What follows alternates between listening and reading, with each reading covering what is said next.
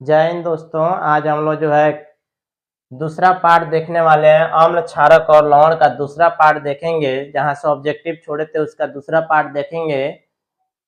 अम्ल क्षारक और लवण ये काफी इंपॉर्टेंट है 2025 के एग्जाम देने वाले विद्यार्थियों के लिए। जो बच्चे 2025 में एग्जाम देने वाले हैं उन विद्यार्थियों के लिए ये जो है काफी इंपॉर्टेंट ऑब्जेक्टिव लेकर मैं रोज आ रहा हूँ। और आप लोग जो है इसको जो है एक बार जरूर इस वीडियो को देख लीजिएगा। मुझे पता है आप जहां से भी हैं वहां किताब समाप्त हो गया होगा, लेकिन इतना चैप्टर वाइज जो है ऑब्जेक्टिव मैं बता रहा हूँ इसको एक बार अवश्य देखिएगा।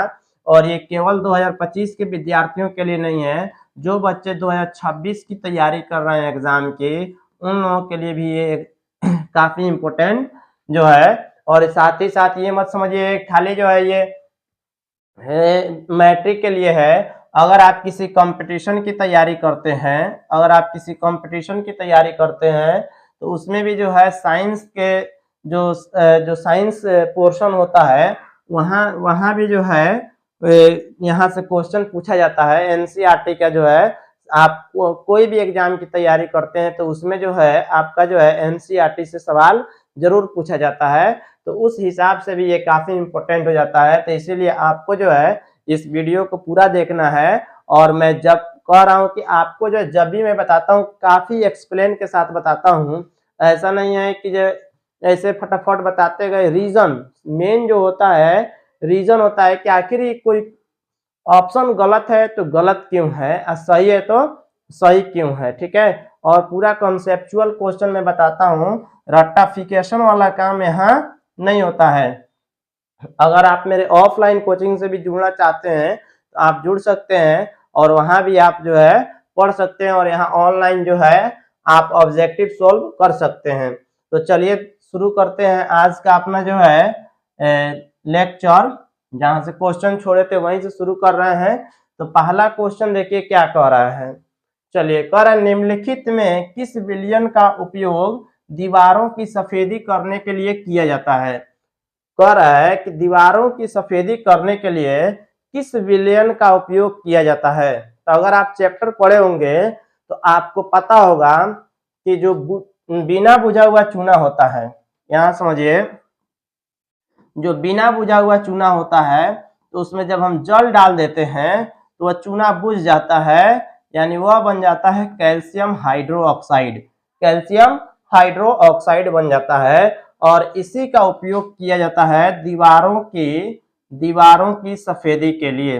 याद रखिएगा इसका उपयोग किया जाता है दीवारों की सफेदी के लिए। तो इसमें देखिए कैल्शियम हाइड्रोक्साइड किस ऑप्शन में है, तो ऑप्शन नंबर बी में ये जो है दिया हुआ है कैल्शियम हाइड्रोक्साइड। तो हमारा जो राइट आंसर होगा वह होगा कैल्शियम हाइड्रोक्साइड। यानी इसको जो है बुझा हुआ चूना कहते हैं, इसको बुझा हुआ चूना कहते हैं। ध्यान में रखिएगा इसको बुझा हुआ चूना कहते हैं। ठीक है। और इससे कुछ और बातें याद रखिएगा। जब इस कैल्शियम हाइड्रोक्साइड में क्या होता है, देखिए कुछ जब हम दीवारों की जब दीवारों के ऊपर जब कैल्शियम हाइड्रोक्साइड यानी बुझा हुआ चूना को जब सफेदी किया जाता है तो उस वक्त रंग नहीं चढ़ता है, कुछ देर के बाद रंग चढ़ता है। तो ये क्या करता है कैल्शियम हाइड्रोक्साइड, ये जो है कार्बन डाइऑक्साइड से अभिक्रिया करके कैल्शियम कार्बोनेट बना लेता है, कैल्शियम कार्बोनेट बना लेता है। और जिसके कारण जो है दीवारों पर चमक आ जाती है। तो यहाँ याद रखिएगा दीवारों की सफेदी करने के लिए जिसका उपयोग किया जाता है वह है कैल्शियम हाइड्रोक्साइड, कैल्शियम हाइड्रोक्साइड। ठीक है। इसमें और भी देखिए ये जो है ये तो किसी का सूत्र होता नहीं है, सीधे गलत है। ये सोडियम हाइड्रोक्साइड है NaOH। NaOH ये एक क्षारक है। इसको कॉस्टिक सोडा के नाम से भी जाना जाता है। इसको कॉस्टिक सोडा भी कहा जाता है, कॉस्टिक सोडा। और ये NaHCO3 आप याद रखिएगा ये भी क्या है, एक क्षारक है और इसे खाने वाला सोडा कहते हैं। तो अगर आपसे पूछ दिया एग्जाम में कि खाने वाला सोडा का सूत्र क्या होता है तो सोडियम बाइकार्बोनेट या सोडियम हाइड्रोजन कार्बोनेट। पूछ देगा कि कॉस्टिक सोडा का सूत्र क्या है तो NaOH। तो चलिए चलते हैं अपने नेक्स्ट क्वेश्चन पे। अगला सवाल कह रहा है कि निम्नलिखित में से कौन सा बुझा हुआ चूना है। तो अभी पिछला सवाल देखिए, पिछला सवाल में अभी बताया बुझा हुआ चूना का सूत्र क्या होता है, कैल्शियम हाइड्रोक्साइड। तो इसका सही आंसर क्या होगा, तो इसका सही आंसर हो जाएगा कैल्शियम हाइड्रोक्साइड, ये वाला। देखिए ये किसका सूत्र होता है, तो ये बिना बुझा हुआ चूना, याद रखिएगा, बिना बुझा हुआ चूना, बिना बुझा हुआ चूना का सूत्र होता है कैल्शियम ऑक्साइड। ये जो है CaCO3 ये संगमरमर का सूत्र होता है, या चूना पत्थर बोलते हैं, संगमरमर या चूना पत्थर। ये जो कैल्शियम, तो खैर ये तो कैल्शियम है, कैल्शियम का संकेत दिया है। तो जो हमारा सही आंसर हो जाएगा, बुझा हुआ चूना का सूत्र क्या होता है, कैल्शियम हाइड्रोक्साइड। अगला सवाल देखिए, कह रहा है लवण, चलिए देखिए कह रहा है लवण Na2CO3, Na2CO3 का जलीय विलयन का pH मान कितना होगा। तो Na2CO3 क्या है, तो आप याद रखिएगा, इससे पिछला वाला वीडियो में बताए हैं, ये एक क्षारक होता है। ये क्या होता है, एक क्षारक होता है, और इसका कोई भी क्षारक होगा तो उसका pH मान 7 से क्या होगा, अधिक होगा। तो ये Na2CO3 एक क्षारक है और इसका pH मान 7 से अधिक होता है। अगला सवाल कह रहा है एसिटिक अम्ल का IUPAC नाम क्या है। एसिटिक अम्ल का IUPAC नाम क्या है, तो देखिए एसिटिक अम्ल का याद रखिएगा, एसिटिक अम्ल को जो है क्या कहा जाता है, इथेनोइक एसिड, इथेनोइक एसिड या इथेनोइक अम्ल, याद रखिएगा, इसको इथेनोइक अम्ल कहा जाता है। और इसका सूत्र होता है CH3COOH, याद रखिएगा इसका सूत्र CH3COOH। एसिटिक अम्ल कहाँ पाया जाता है, ये ध्यान में रखना है। एसिटिक अम्ल पाया जाता है सिरका में। एसिटिक अम्ल कहाँ पाया जाता है, सिरका में, जिसको इंग्लिश में कहते हैं विनेगर, इंग्लिश में विनेगर कहा जाता है। ठीक है, तो इसका सही आंसर क्या हो जाएगा, तो फर्स्ट वाला हो जाएगा एथेनोइक अम्ल, पहला हो जाएगा इथेनोइक अम्ल। मिथेनोइक अम्ल को याद रखिएगा फॉर्मिक अम्ल कहा जाता है, फॉर्मिक एसिड कहा जाता है। मिथेनोइक अम्ल को फॉर्मिक एसिड कहा जाता है। और ये किसमें पाया जाता है, तो जो नेटल का पौधा होता है, नेटल का पौधा, नेटल के पौधे में पाया जाता है, या चींटी के डंक में, याद रखिएगा, चींटी के डंक में पाया जाता है, चींटी के डंक में पाया जाता है फॉर्मिक एसिड या फॉर्मिक अम्ल या मिथेनोइक अम्ल। ये प्रोपेनोन है, इसके बारे में हम चौथा चैप्टर जब पढ़ाएंगे तो बताएंगे क्या क्या होता है। हालांकि ये भी जो है आप याद रखिएगा चौथा चैप्टर का ही, इसका जो है ये जो सूत्र बताएंगे चौथा चैप्टर में आपको बताएंगे कैसे बनता है सूत्र। मिथेनोइक अम्ल का सूत्र याद रखिएगा HCOOH होता है, HCOOH होता है। अगला सवाल देखिए, अगला सवाल कह रहा है निम्नलिखित में से कौन सा आयन लाल लिटमस को नीला कर देगा। तो देखिए लाल को फिर से समझिए, लाल को नीला कौन करता है, लाल को नीला कौन करता है, तो लाल को नीला करता है क्षारक, लाल को नीला कौन करता है, क्षारक। और क्षारक का pH मान क्या होगा, 7 से अधिक होगा, 7 से अधिक होगा। और जितने भी क्षारक होते हैं वह जल में घुलकर हाइड्रो ऑक्साइड आयन देते हैं। तो नीला कर सकता है, तो कौन है जो नीला कर सकता है, तो हाइड्रो ऑक्साइड, ये वाला ऑप्शन सही हो जाएगा। और अम्ल जल में घुलकर H+ आयन देता है, ये याद रखिएगा। और ये क्लोरीन और ऑक्सीजन तो खैर अलग बात है। करे कोई विलयन नीले लिटमस पत्र को लाल कर देता है, नीले को लाल कर देता है, इसका pH संभवतः क्या होगा। तो कोई विलयन नीले को लाल करता है तो इसका pH मान, इसका pH मान जो होता है कितना होता है, इसका pH मान 7 से कम होगा। क्यों, नीला से लाल कौन करता है, नीला से लाल कौन करता है, अम्ल करता है, याद रखिएगा अम्ल करता है। और अम्ल का pH मान क्या होगा, 7 से कम, 7 से कम। तो 7 से कम किस कौन सा हो जाएगा, तो ऑप्शन नंबर ए हो जाएगा 5। 7 तो उदासीन होता है, 8 10 क्षारक हो जाएगा। तो यहाँ पर नीला लिटमस पत्र को जो लाल कर रहा है अम्ल करता है और उसका पीएच मान 7 से कम होता है। अगला क्वेश्चन देखिए, ऑक्जेलिक अम्ल का प्राकृतिक स्रोत क्या है? ऑक्जेलिक अम्ल आखिर किसमें पाया जाता है? ये ऑक्जेलिक अम्ल के बारे में आपको याद रखना है कि ये एक दुर्बल अम्ल है। ऑक्जेलिक अम्ल एक दुर्बल अम्ल है और इसका प्राकृतिक स्रोत क्या है? तो ऑक्जेलिक अम्ल किसमें पाया जाता है? तो समझिए, संतरा में पाया जाता है सिट्रिक एसिड। सिट्रिक एसिड, ये क्वेश्चन एग्जाम में पूछा है कि नींबू या संतरा में कौन सा अम्ल पाया जाता है? सिट्रिक अम्ल पाया जाता है। टमाटर में आपको याद रखिएगा, टमाटर में पाया जाता है ऑक्जेलिक अम्ल। ऑक्जेलिक अम्ल या ऑक्जेलिक एसिड, ठीक है। तो यहाँ पर पूछा क्या है कि ऑक्जेलिक अम्ल किसमें पाया जाता है? तो टमाटर में पाया जाता है। सिरका में अगर पूछ देगा कौन सा अम्ल पाया जाता है, तो कई बार अभी कितना बार रिपीट हुआ, 1000 रिपीट हो गया, एसिटिक अम्ल पाया जाता है। एसिटिक अम्ल पाया जाता है। अगर पूछ दिया इमली में कौन सा अम्ल, इमली या खट्टे अंगूर में याद रखिएगा टार्टरिक अम्ल। टार्टरिक अम्ल, इंग्लिश ही लिख देते हैं, टार्टरिक एसिड। कौन सा एसिड पाया जाता है? टार्टरिक एसिड पाया जाता है इमली में, आपको याद रखना है। इसके अलावा और याद रखिएगा, जो आंवला होता है, बार बार ये हम बोल रहे हैं, ये काफी इंपोर्टेंट है। आंवला जो होता है इसमें पाया जाता है एस्कॉर्बिक अम्ल। आंवला में एस्कॉर्बिक एसिड या एस्कॉर्बिक अम्ल। प्याज में पूछ दिया, प्याज में कौन सा अम्ल? Ascorbic acid. विटामिन सी में पूछ दिया कौन सा अम्ल? Ascorbic acid. अगर आपसे पूछ दिया दही में कौन सा अम्ल? तो लैक्टिक एसिड। दही में लैक्टिक एसिड। अगर आपसे पूछ दिया पेशाब में कौन सा अम्ल पाया जाता है?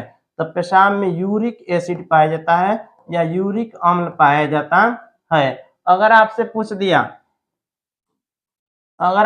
दिया सवाल कि बताइए हमारे अमाशय में कौन सा अम्ल पाया जाता है? हाइड्रोक्लोरिक अम्ल। अगर आपसे पूछ दिया कि मक्खन में कौन सा अम्ल पाया जाता है? मक्खन में कौन सा अम्ल? ब्यूटरिक अम्ल पाया जाता है।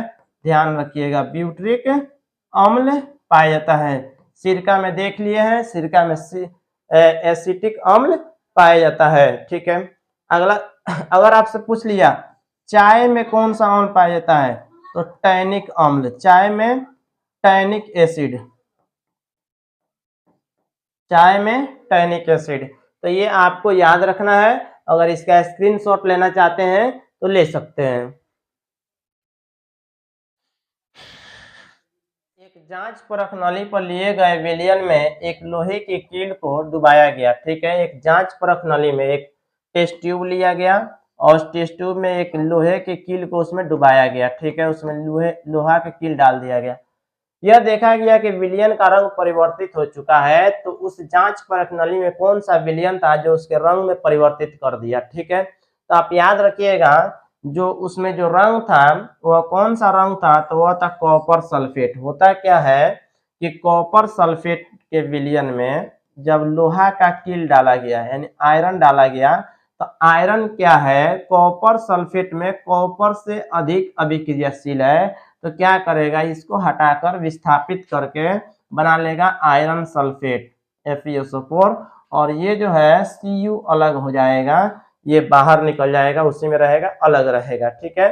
तो यहाँ पर कह रहा है कि आधे घंटे के बाद यह देखा गया कि विलयन का रंग परिवर्तित हो चुका है। तो उसमें कौन सा विलयन था?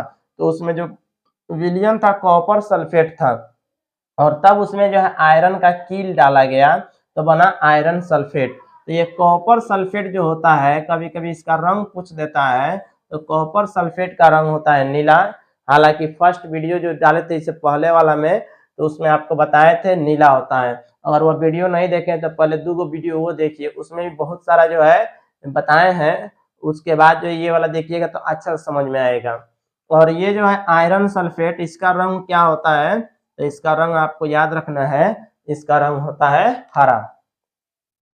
चलिए अगला सवाल देखिए। अगला सवाल कह रहा है प्लास्टर ऑफ पेरिस का रासायनिक सूत्र क्या होता है। तो इससे पिछला वाला वीडियो में आपको बताया है कि प्लास्टर ऑफ पेरिस का सूत्र क्या होता है, तो आप लोग बताइए इसमें। तो प्लास्टर ऑफ पेरिस का सूत्र क्या होता है, calcium sulphate, calcium sulphate dot half H2O, ये 1/2 लिखा हुआ है, ये 1/2 लिखा हुआ है हाफ H2O। ये जो होता है ये जिप्सम का सूत्र होता है, 2H2O वाला जिप्सम का सूत्र होता है, याद रखिएगा, ये जिप्सम का सूत्र होता है, ये जिप्सम का सूत्र होता है। ये Na2CO3 ये वॉशिंग सोडा या धोवन सोडा, ये धोने वाला सोडा का सूत्र होता है, ये आपको ध्यान में रखना है। और ये तो इनमें से कोई नहीं, तो हमारा जो सही आंसर हो जाएगा वो हो जाएगा कैल्शियम सल्फेट हाफ H2O, ये प्लास्टर ऑफ पेरिस का सूत्र होता है। लिटमस विलियन का जब न तो अम्लीय होता है और न ही क्षारीय होता है, तब इसका यह किस रंग का होता है। तो जब ये न अम्लीय होता है न क्षारीय होता है, तो इसे पिछला वाला वीडियो में बताए हैं, अगर नहीं देखे हैं तो पहले वो वीडियो देखिए। उस जब ना अम्लीय होता है ना क्षारीय होता है तो उसका रंग उस वक्त होता है बैगनी कलर का। पूछ देगा कि लिटमस किस पौधा से निकाला जाता है, तो ये ध्यान में रखिएगा, लीचेन के पौधा से निकाला जाता है। इसे पिछला वाला भी वीडियो में आपको बताए हैं।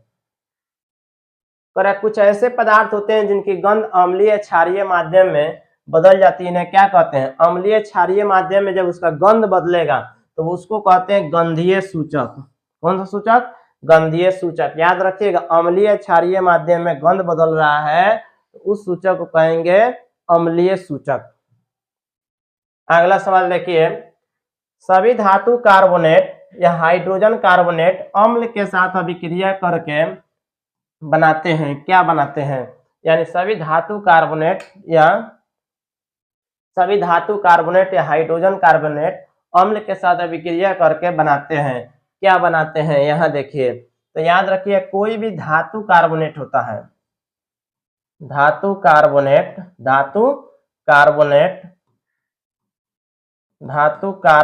हो या हाइड्रोजन कार्बोनेट हो, हाइड्रोजन कार्बोनेट क्या हो, हाइड्रोजन कार्बोनेट हो, तो ये अभिक्रिया करके क्या बनाते हैं, तो आप याद रखना है आपको कि ये बनाते हैं साथ में बनाते हैं कार्बन डाइऑक्साइड और साथ में बनाते हैं जल, 3 चीजों का निर्माण करते हैं। ये आपको ध्यान में रखना है। इसका एग्जांपल देते हैं, जैसे मान लीजिए कोई धातु कार्बोनेट है Na2CO3 धातु कार्बोनेट, या अब ये जो है अभिक्रिया कर लिया किसके साथ, अम्ल के साथ, एक अम्ल का नाम लिखते हैं HCl। जब ये अभिक्रिया करेगा तो ये NaCl बनाएगा, NaCl। ये जो है CO, इसमें से जो है CO2 में से यानी CO3 में से CO2 बनेगा और H एगो और H से मिलकर और एक और H मिलकर H2O का निर्माण करेगा। तो यहाँ पर आप याद रखिएगा NaCl क्या है, तो एक लवण है। NaCl क्या है, तो ध्यान में रखना है, ये एक लवण है। कार्बन डाइऑक्साइड एक गैस है। जल तो खैर ये जो है विलयन है उसी में रहेगा। आप याद रखिएगा, ये जो कार्बन डाइऑक्साइड होता है ये चूने के पानी को दूधिया कर देता है। तो ये भी एग्जाम में क्वेश्चन बन सकता है कि चूने के पानी को दूधिया कौन करता है, तो कार्बन डाइऑक्साइड गैस। ये ध्यान में रखिएगा आप लोग, पहले हम बोल देते हैं कि इसको आप लोग ध्यान में रखना है। तो ये लवण भी बनाता है, कार्बन डाइऑक्साइड भी बनाता है, जल भी बनाता है। तो जो ऑप्शन आपको दिखाई दे रहा है ये सरकारी ऑप्शन कहा जाता है। इनमें से सभी वाला जो ऑप्शन होता है ये सरकारी ऑप्शन होता है। और ये 90% ये जो है बोर्ड के एग्जाम में बोल रहे हैं, ऐसे कंपटीशन के एग्जाम में नहीं। तो 90% जो होता है ये सही होता है, ठीक है। तो इसका ऑप्शन हो जाएगा डी, यानी तीनों बनता है। देखिए अगला सवाल है, सभी अम्लों में पाया जाता है। तो कोई भी अम्ल होगा उसमें निश्चित रूप से हाइड्रोजन पाया जाएगा, तो इसका सही आंसर हो जाएगा हाइड्रोजन। अगला क्वेश्चन कह रहा है, देखिए पढ़िए और इसका आंसर दीजिए। हाइड्रोजन युक्त सभी यौगिक को कहते हैं अम्लीय। ये भी बहुत आसान क्वेश्चन है। अगला सवाल देखिए, जल में घुलनशील क्षारक के बारे में क्या सत्य है? तो जितने भी जल में घुलनशील क्षारक होते हैं, जल में घुलनशील जितने भी क्षारक होते हैं उन सभी को क्षार कहा जाता है। इंग्लिश में कहते हैं अल्कली, इंग्लिश में कहते हैं अल्कली, याद रखिएगा अल्कली। जितने भी घुलनशील क्षारक होते हैं जो जल में घुलने वाले होते हैं उसको क्या कहते हैं? क्षार कहते हैं। तो याद रखिएगा इन्हें क्षार कहते हैं। सभी क्षार क्षारक होते हैं, ये आपके किताब में दिया है। सभी क्षार क्षारक होते हैं, लेकिन सभी क्षारक को हम क्षार नहीं कह सकते, ये ध्यान में रखना है ये बात। तो सभी क्षारक क्षार नहीं होते, लेकिन सभी क्षार क्षारक होते हैं, तो अल्कली ने अल्कली कहा जाता है। ठीक है, अल्कली यही ऑप्शन। स्वाद में कड़वा होता है, नहीं, क्या सत्य है क्षारक के बारे में? जल में घुलनशील प्रकृति संक्षारक होती है, ये भी सही बात है। इनमें से सभी हो जाएगा, इनमें से सभी हो जाएगा। क्षार भी कहते हैं, स्वाद में कड़वा भी होता है, प्राकृतिक संक्षारक भी होते हैं, और इनमें से सभी, यानी इनमें से सभी हो जाएगा क्षारक के बारे में। अगला, पीएच में पी का मान क्या होता है? तो अगर आप एनसीईआरटी पढ़े होंगे तो पी का मान दिया है, जर्मन भाषा में इसको पुशांश कहा जाता है, जिसका मतलब होता है पावर, जिसका मतलब होता है पावर। यहाँ याद रखिएगा, पावर को हिंदी में कहते हैं शक्ति, पावर को हिंदी में कहते हैं शक्ति कहते हैं। ठीक है, अगला सवाल देखिए। अगला क्वेश्चन कह रहा है, एसिटिक अम्ल का प्राकृतिक स्रोत कौन सा है? तो अभी देखें, एसिटिक अम्ल का प्राकृतिक स्रोत हो जाएगा सिरका, संतरा में सिट्रिक अम्ल, इमली में टार्ट्रिक अम्ल, टमाटर में ऑक्जेलिक अम्ल। पीछे देखें, सिट्रिक अम्ल का क्या होता है प्राकृतिक स्रोत? तो सिट्रिक अम्ल संतरा और नींबू दोनों में पाया जाता है। दही में याद रखना है लैक्टिक अम्ल, लैक्टिक, हाँ, नहीं तो कितना बच्चा बोलता है इसको लेट्रिंग अम्ल, तो लेट्रिंग अम्ल नहीं होता है, लैक्टिक अम्ल होता है। दही में लेट्रिंग नहीं पाया जाता है, लैक्टिक अम्ल कहा जाता है। ठीक है, तो आप याद रखिएगा दही में लैक्टिक अम्ल। अगला, टार्टरिक अम्ल इनमें से किसमें पाया जाता है? टार्टरिक अम्ल इसमें से किसमें पाया जाता है? तो टार्टरिक अम्ल पाया जाता है इमली में, टमाटर में ऑक्जेलिक, सिरका में एसिटिक, दही में लैक्टिक, लैक्टिक, लेट्रिंग नहीं, लैक्टिक, और टमाटर में इमली, टमाटर में टार्टरिक अम्ल, सॉरी ऑक्जेलिक अम्ल, टमाटर में ऑक्जेलिक अम्ल, इमली में टार्टरिक अम्ल।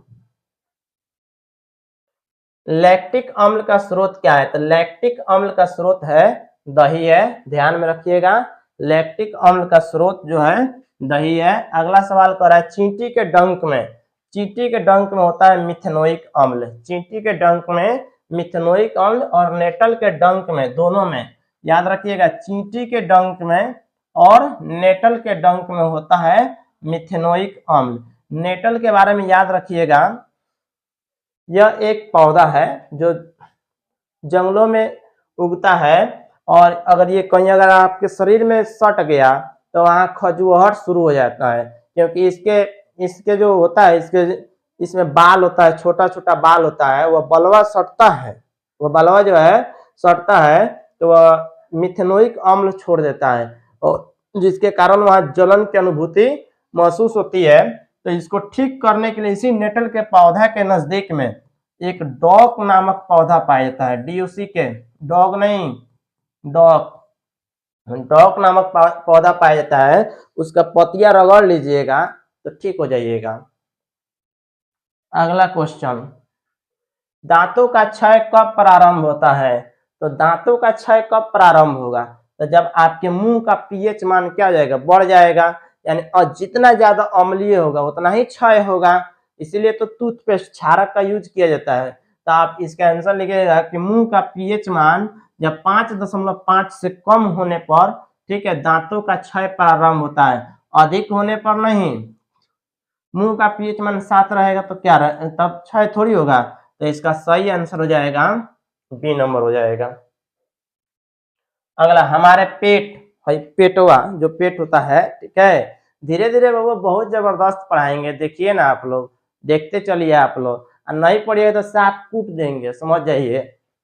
हमारे पेट में कौन सा अम्ल उत्पन्न होता है, तो हमारे पेट में जो होता है हाइड्रोक्लोरिक अम्ल उत्पन्न होता है, HCl उत्पन्न होता है। कभी कभी इसका जो पीएच मान पूछ देता है, तो 1.2 एनसीईआरटी में 1.2 दिया है, किसी किसी किताब में 1.4 दिया है।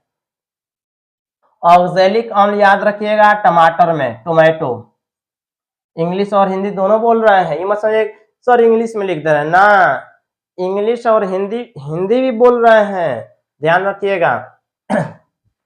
अगला सवाल देखिए, हाइड्रोक्लोरिक अम्ल, कौन सा अम्ल की बात कर रहा है, हाइड्रोक्लोरिक अम्ल एवं सोडियम हाइड्रोक्साइड के विलयन की अभिक्रिया से उत्पन्न लवण को क्या कहते हैं, हाइड्रोक्लोरिक अम्ल बोला है, तो सूत्र बताइए हाइड्रोक्लोरिक अम्ल का, HCl, क्या होता है HCl, और क्या बोला है सोडियम हाइड्रोक्साइड, इसका सूत्र होता है NaOH। आइए जब दोनों अभिक्रिया करता है तो NaCl बनाता है, ये HA और ये OH मिलकर ये बना लेता है HOH, और इसी को बोलते हैं H2O। तो लवण बनता है और जल बनता है।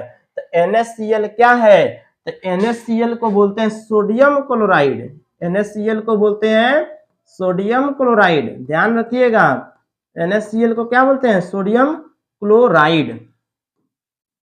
ये याद रखिएगा, इसका पीएच मान कितना होता है 7, और ये साधारण नमक का सूत्र होता है, साधारण नमक का सूत्र NaCl। याद रखिएगा यही नमकवा हमारे घरों में खाना में यूज किया जाता है। तो ये हो जाएगा सोडियम क्लोराइड, ऑप्शन हो जाएगा बी। अगला क्वेश्चन देखिए, धोने का रासायनिक सूत्र क्या होता है, धोने के सोडा का, यानी धोने का सोडा का जो रासायनिक सूत्र होता है वो होता है Na2CO3.10H2O, Na2CO3.10H2O।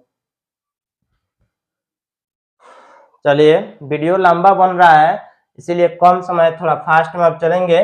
बेकिंग सोडा का रासायनिक नाम क्या है, तब बेकिंग सोडा का रासायनिक नाम पिछला वीडियो में देख कर आए हैं, सोडियम कार्बोनेट, सोडियम कार्बोनेट का सूत्र तो होता है Na2CO3।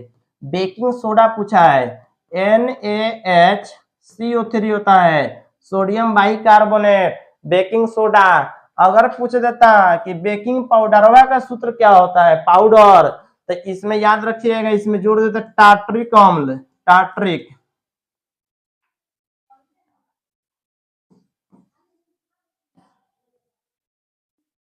टार्ट्रिक अम्ल, अम्ल, टार्ट्रिक अम्ल। इंग्लिश हमारे लिए आसान है थोड़ा सा।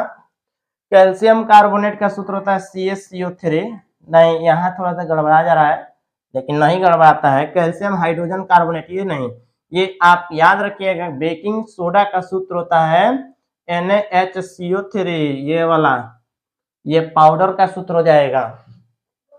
अगला पोटेशियम नाइट्रेट का सूत्र क्या होता है, तो पोटेशियम को सबसे पहले तो इसका सिंबल बताइए, बताइए जल्दी, इसका सिंबल क्या होता है,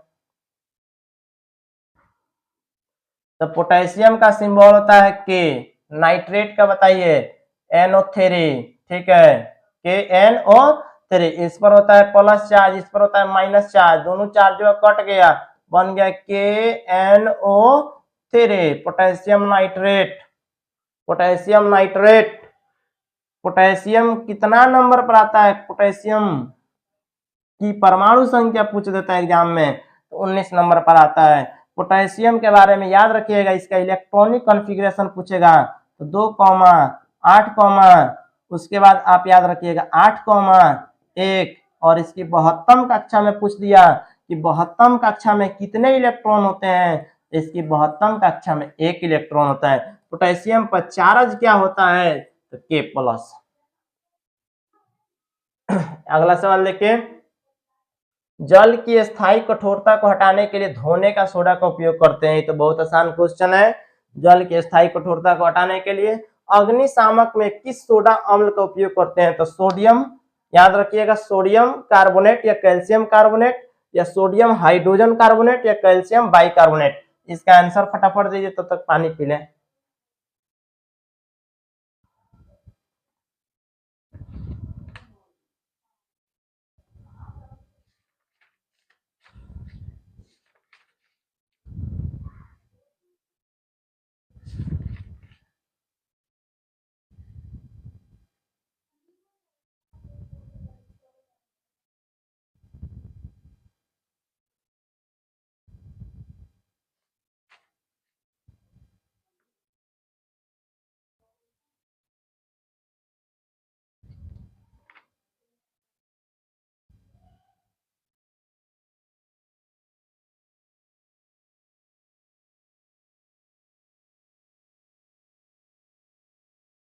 तो देखिए इसका सही आंसर हो जाएगा सोडियम हाइड्रोजन कार्बोनेट, इसका सही आंसर होगा। अगला सवाल देखिए, सल्फेट अर्धहाइड्रेट या हेमीहाइड्रेट का सूत्र क्या होता है?